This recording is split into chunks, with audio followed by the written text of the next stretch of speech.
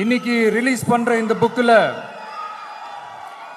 எல்லோருக்குமான தலைவர் அம்பேத்கர் அப்படின்ற அந்த புக்கில் ஒரு 100க்கும் மேற்பட்ட கட்டுரைகள், நேர்காணல்கள் எல்லாமே இருக்குது. அதுல என்ன ரொம்ப யோசிக்க வச்சது அவர் எழுதின அந்த பயோகிராஃபி தான். வெயிட்டிங் ஃபார் அ வீசான்னு சொல்லி அதுக்கு தலைப்பு வச்சிருந்தார். அதில் அவர் லைஃப்பில் ஃபேஸ் பண்ண விஷயங்கள், அவரை பாதித்த விஷயங்கள் எல்லாமே கிட்டத்தட்ட ஒரு 6 சம்பவங்கள் பற்றி அதில் குறிப்பிட்டிருந்தார். அதில் ஒரு 2 விஷயம் ரொம்ப பாதித்தது என்னன்னா, அதில் ஒன்று,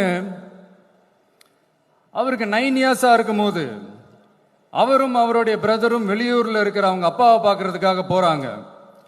அப்போ ட்ரெயின்லேருந்து இறங்கி இந்த மாட்டு வண்டிக்காக வெயிட் பண்ணிட்டு இருக்கும்போது ஒருத்தர் கூட அவங்கள ஏற்றிட்டு போகிறதுக்கு தயாராக இல்லை. ஏன்னா அந்த அளவுக்கு தீண்டாமை கொடுமை. அப்புறம் கொஞ்சம் எக்ஸ்ட்ரா பணம் காசெல்லாம் கொடுக்குறோன்னு ஒரு வண்டிக்காரர் ஒத்துக்கிறார்.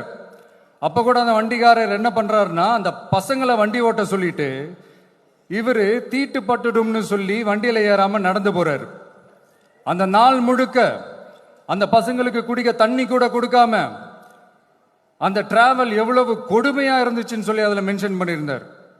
2வது, அதே அம்பேத்கர் அவர்கள் அமெரிக்கா, பிரிட்டன்லாம் போய் படிச்சு டாக்டர் பட்டம்லாம் வாங்கி சாதிச்சு ஒரு பெரிய வழக்கறிஞரா இந்தியாவுக்கு திரும்ப வராரு. அப்போ மும்பைக்கு